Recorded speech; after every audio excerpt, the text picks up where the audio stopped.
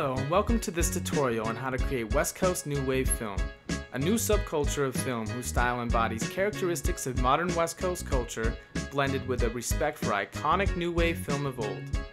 But before we shift our focus to West Coast New Wave, we must first take a look at the creation of New Wave film genre itself and its very roots. The New Wave film genre first burst onto the scene in France during the 1950s and 60s. It was influenced greatly by the neo-realism film movement in Italy, post-World War II. There are a number of traits that make neo-realist films distinct. They are generally filmed with non-professional actors and are shot almost exclusively on location, mostly in poor neighborhoods and in the countryside. The subject matter involves life among the impoverished and working class. Realism is always emphasized and performances are mostly constructed from scenes of people performing fairly mundane activities, completely devoid of self-consciousness that amateur acting usually entails. Neo-realist films generally feature children in major roles, though their roles are more frequently observational than participatory.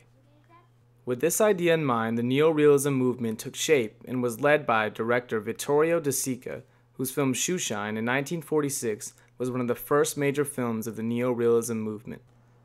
The film depicts shoeshine boys watching horses run on a track near Rome.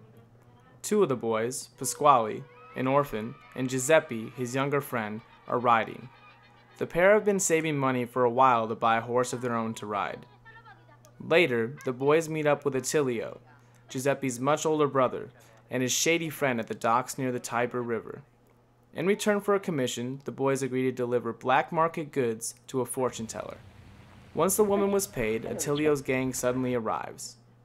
Pretending to be cops, they shake the woman down.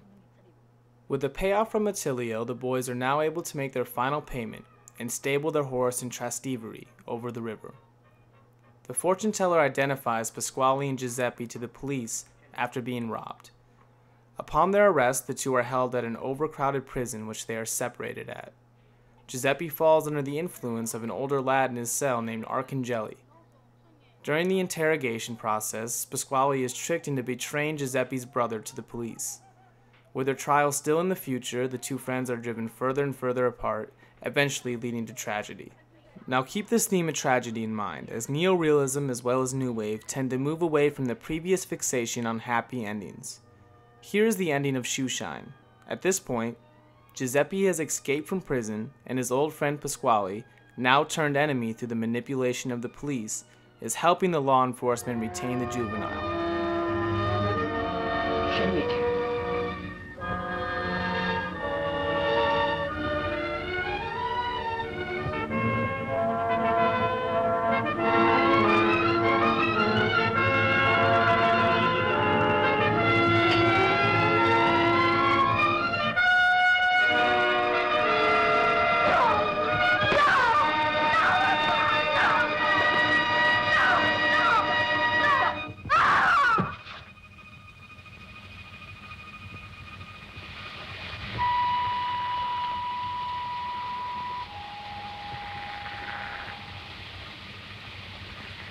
Giuseppe! Giuseppe! Giuseppe! Giuseppe!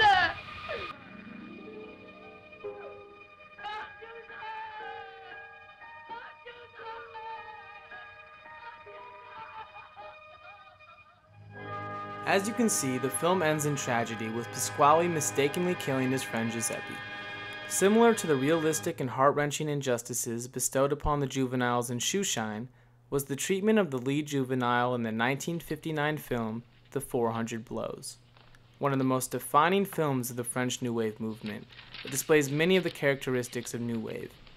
The story revolves around Antoine Duanel, an ordinary adolescent in Paris who is thought by his parents and teachers to be a troublemaker. The film was directed by Francois Truffaut and is largely autobiographical. Truffaut's Rites of Passage film was a critical hit when it first appeared at Cannes, and effectively heralded the beginning of French New Wave. It follows the life of the 12-year-old boy over a few months, as he experiences mistreatment at the hands of repressive teachers and neglectful parents.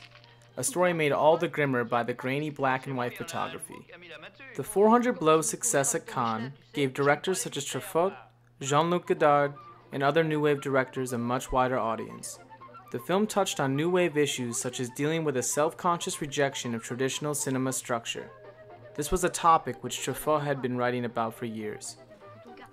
Following the success of 400 Blows, Truffaut teamed up with director Jean-Luc Godard in 1960 for another monumental film to the new wave movement, with Breathless. The film is about an edgy man named Michael from Marseille who will do whatever he needs to get whatever he wants. He models his behavior after the tough guy characters portrayed by Humphrey Bogart in the movies.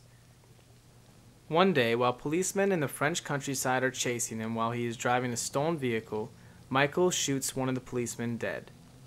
He heads to Paris to take refuge with who he considers his girlfriend, Patricia, a 20-year-old American journalism student in Paris.